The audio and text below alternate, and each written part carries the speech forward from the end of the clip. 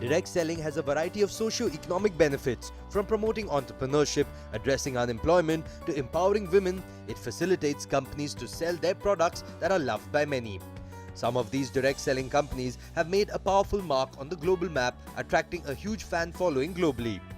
Based on the 2017 statistics, the direct selling industry grew by 1.6%, pegging it at $189 billion globally. Over time, as new players keep joining the market, the key to growth in the direct selling space lies with existing key players. One such company in the direct selling space is QNet. QNet is a 20-year-old direct selling company. We actually were the pioneers when it came to marrying direct selling and e-commerce back in 1998. We started with one product back then, and we've evolved into a company that's having over 100 products worldwide, 100 countries worldwide. We have over 1,500 employees, globally speaking, so it's been quite a ride for us in the last 20 years. We have about 30 offices, globally speaking, but because we're e-commerce, obviously that's opened up the borders to us having distributors in over 100 countries, us shipping many products to over 100 countries worldwide. Established in 1998, QNet, a flagship subsidiary of the QI group of companies, is one of Asia's leading direct selling companies with more than 6 million distributors globally, with product sales in over 100 countries. QNet, a multinational direct selling business, has a product portfolio ranging across categories: health and wellness, beauty and personal care, watches and jewelry, education, holidays and travel, technology and motor care. QNet is also active in sports sponsorships around the world with prominent partnerships, including being the direct selling partner of Manchester City Football Club and the African Club League Championships of CAF. We're very big in home care, in the water filtration category and air purification category. Very big in holiday and travel. Very big in Swiss watches. We have our own Swiss watch manufacturer in Switzerland. And we have now gone into the categories of nutrition and personal care. Powered by e-commerce, QNet's business model has helped empower millions of entrepreneurs in more than 100 countries worldwide by providing borderless opportunity to customers and interested distributors around the world. QNet's grassroots business model enables ordinary people from all walks of life to start their own business with minimal overhead. India, a land of over 1 billion dreams, where individuals look at opportunities at every nook and corner. A place to seize the day with changing reforms and economic trends, allowing new businesses to grow substantially. A hub for direct selling to prosper significantly. Based on market reports, India's direct selling industry grew radically by 7% year-on-year and was pegged at 9,854 crore rupees in 2017, with a hold on over 51 lakh distributors. However, while reports showed significant growth in the space, QNet was put in the spotlight for a streak of negativity when its India operations started to grow. We've been operating in India for about a decade now, and of course it has been a very complex market to enter. And a lot of the challenges that we've faced actually in the last decade is more about the lack of legislation of the direct selling industry itself.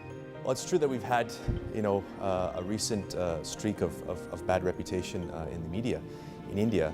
And I believe if I look back probably around 5 years ago, when business was starting to grow, we were encountering a lot of challenges in terms of, consumer complaints that we had to handle aggressively, if you will. We had to really go to the root cause of these complaints and understand, is it a consumer complaint about a specific product, or is it a consumer complaint about how the business is being represented? Is it because the industry itself is not exactly well known or well understood? So I think there was a lot of misunderstandings at the very beginning, and looking back, I realized there's a lot of learnings as well in terms of what we should have done much better in terms of self-regulation, in terms of working with the authorities much sooner, in terms of working with the government organizations. Meanwhile, the company says that a lack of regulatory framework for the direct selling industry is one of the main causes behind its challenges. Direct selling ought to be seen for what it is, which is a fairly new element of entrepreneurial business. And if that was something which, like other countries, was taken in the perspective of having a proper framework, a proper understanding of rules, a proper legal infrastructure, it would assist a lot more. One of the challenges for growth in India has been the lack of clear regulation. As things stand now, the only law that directly guides the industry is the Chit Fund Act, which looks at multi-level marketing and direct selling as a quasi-Ponzi scheme. The government has decided that that's not the situation that they would like to have, and they'd like this industry to grow. While QNet was bombarded with allegations from all the sides, a ray of hope was seen when the Supreme Court of India ordered a stay on all proceedings in the matter of QNet and its Indian franchisee Vihan Direct Selling Private Limited.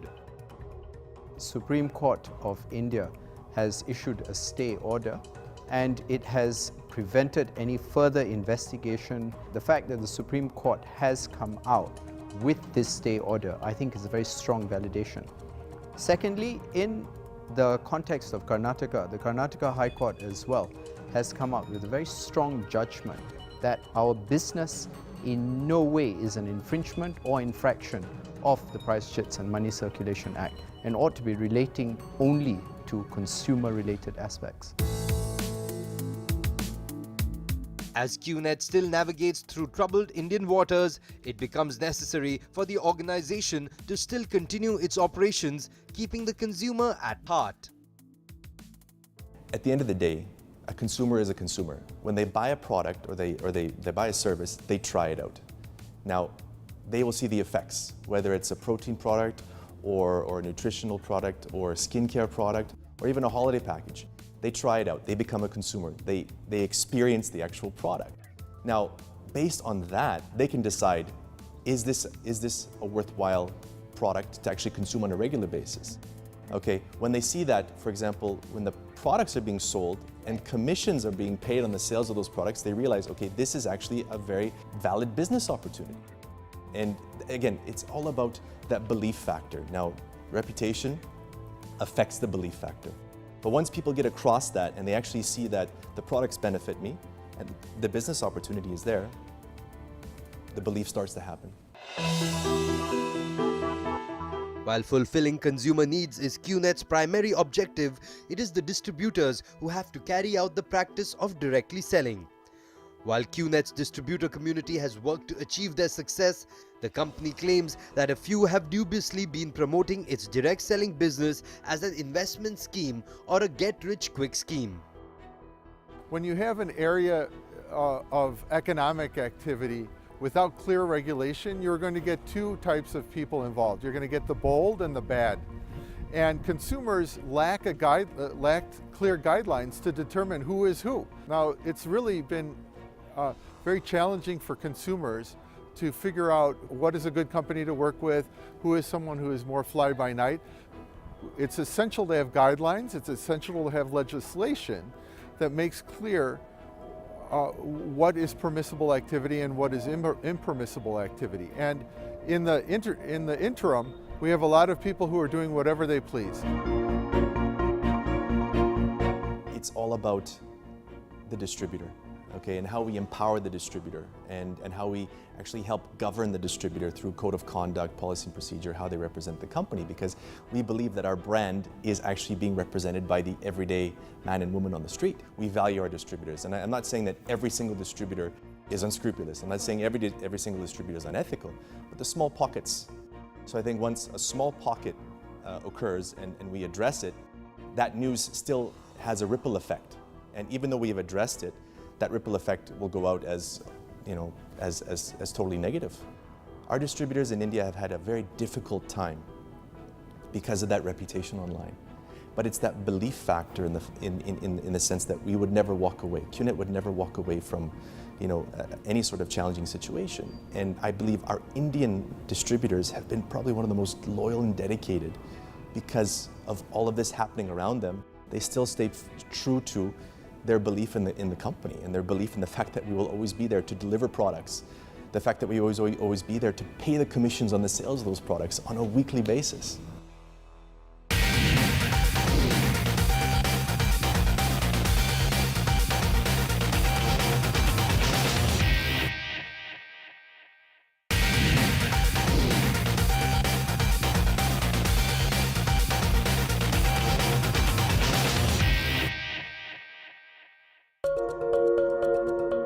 Welcome back to the untold story of QNet.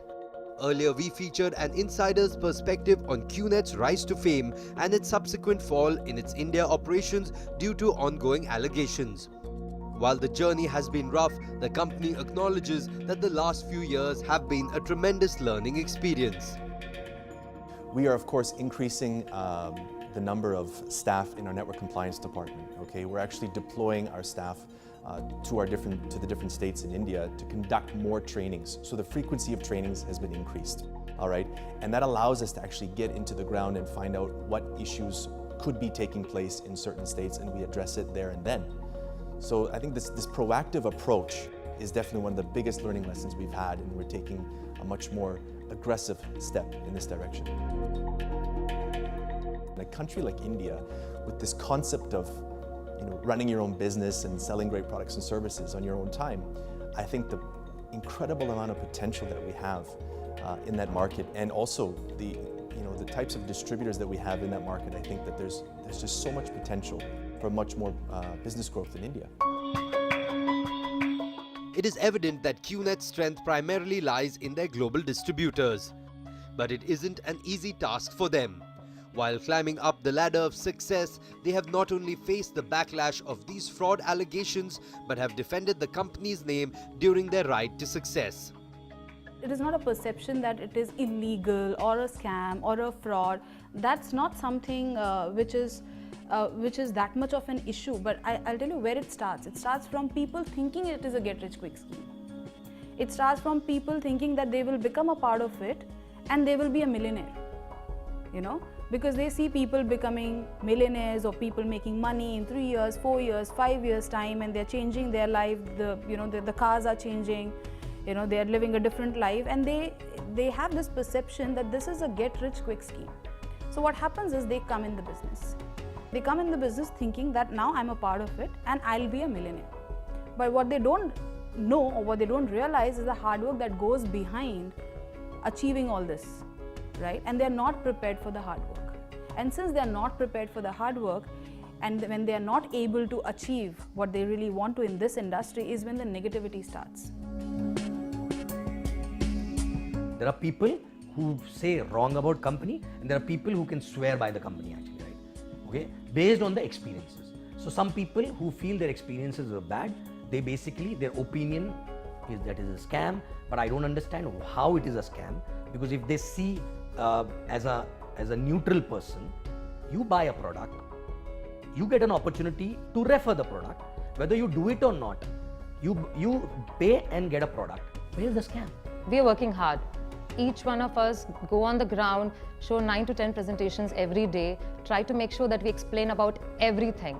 And due to the challenges, today, if you look at the network, we are doing extra, which is not even required legally. But after 10 days, if it can still go write a blog or do anything, it maybe impacts us a little bit emotionally. It impacts the business also to a great extent. But now I think we have become so used to it, doesn't matter at all, because truth will always be truth. It hurt us, the image issue that time, okay, negative media, and there's whole lot of people who had nothing to do except sniping, and then there was a lot of negative publicity, but we were not hassled because of that. The reputation is about the way you look at it. If you want to look at it in a particular way, then that is all that you are going to look at it. People are not ready to accept the fact that there is a better option. They don't want to try something new. charges of illegal activities? Well, there is more to worry about. To run a business in any country, businesses need to have clarity on regulations and a business model that can earn people's trust. In the case of QNet, distributors claimed that blurry regulations in India and a perception of the Ponzi or an investment scheme jeopardized their business. Direct selling in general, there's some kind of stigma or dogma that's attached to it, okay? Why is that? Because it's a misunderstood industry, that is number one. Number two, the fact of the matter is that we've had no real regulation till now. So of course there's misrepresentation that happens. But when that gets highlighted, it doesn't change the fact that the industry still does a lot of good. So you have the bad apples that basically spoil the barrel. And that's basically what QNet has as well. And that is pretty much what we have to deal with on a day-to-day basis. I think it's an industry issue actually. It is not just QNet. If you see in this industry, which is called network marketing or direct sales industry, the biggest issue is most of the countries, there is no regulation for this industry. And when there is no regulation, people do the same business in a different way. So it is not the company, it is not the industry which is having a problem. There are few certain people actually who do it in a wrong way, and because of which the reputation gets spoiled everywhere. Because it's word of mouth, a lot of people say, oh, I've never heard of this, and does it really work and all that. Another problem was that a mistaken analogy with a money chain scheme, wherein people are trying to get rich quick, and that's where I did my homework first, because I also had all this virus in my head, I had to clear them before I jump into it, because I'm risking my reputation by talking to my friends and family. I was very clear in my mind, very, very clear. It's very ethical. It's a product business. Unless the product is sold, a company cannot share the profit. Either the company will share the profits with the traditional channels of a distributor, a supermarket, or so on and so forth, or it could share with people who are referring and creating the, the word of mouth awareness for the product.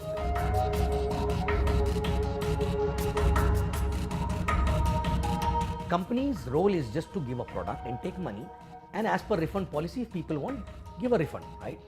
So company is not doing any scam, okay?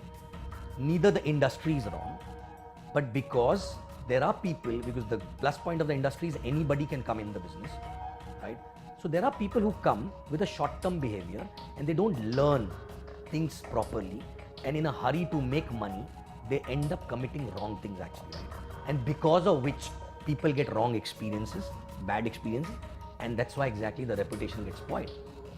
So it is not the company, it is people. We had to deal with this negative publicity, okay? But when people saw our belief, our passion, we are not scared, we are not going away, we are proud of our association with QNet, okay?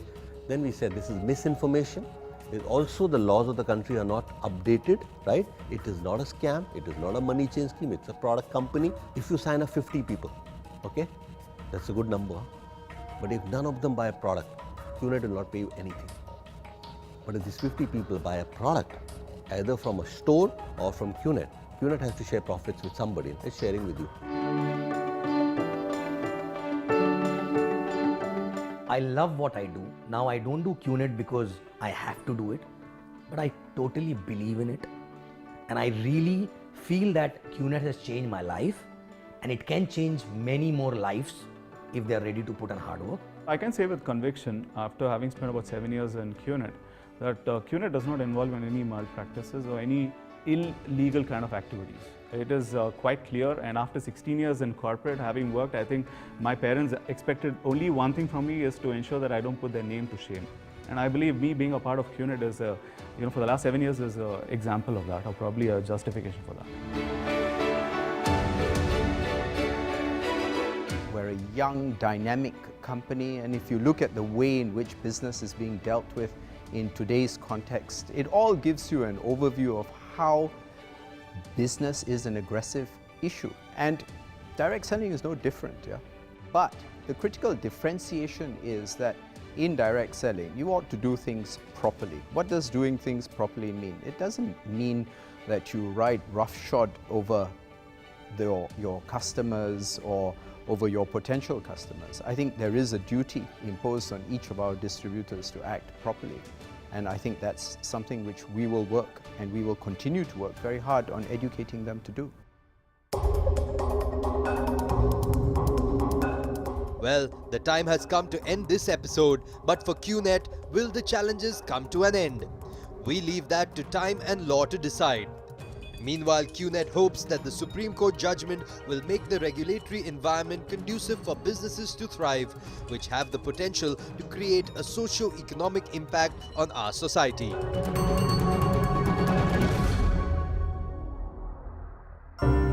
As per the new tri-tariff order, you now have the power to choose and pay only for the channels you love. To keep watching your favorite shows on Times Now, call your cable or DTH operator and get the Times movies and news pack now. The showstoppers, the jaw droppers, the movers and shakers. These are some of the hard facts. The power players, all the blockbusters, all the hard hitters in one power punch. That's awesome. Complete your TV viewing experience with the best of Hollywood entertainment and news. Get the Times movies and news pack at just 13 rupees. Ask your cable or DTH provider now.